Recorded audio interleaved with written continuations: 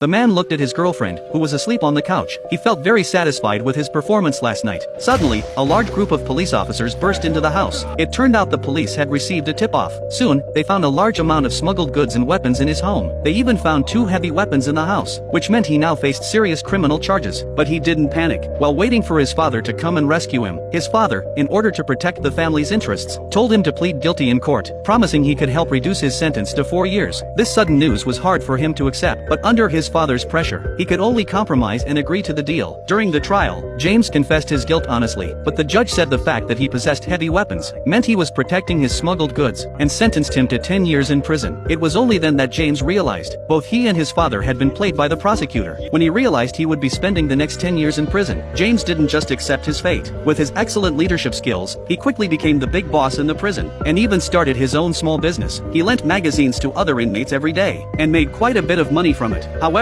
the authorities knew about everything he was doing. They never reported James, because they had a special mission for him. Lisa hoped James could work undercover for the police, to get close to a serial killer locked up in a high-security prison, and get the killer to reveal where the bodies were hidden. If he completed the mission, James would be released immediately. But James just smiled faintly, because he knew that prison was full of psychopathic murderers. So he refused the mission. Lisa simply gave James the related case materials, and told him to think it over. But during visiting hours that day, James' mother told him his father could never visit him again, because he had suffered a stroke. If James spent 10 years in prison, he might never see his father again. So, James started to change his mind. That night, he opened the file Lisa had given him, but what he didn't expect was that the case records inside made him break out in a cold sweat.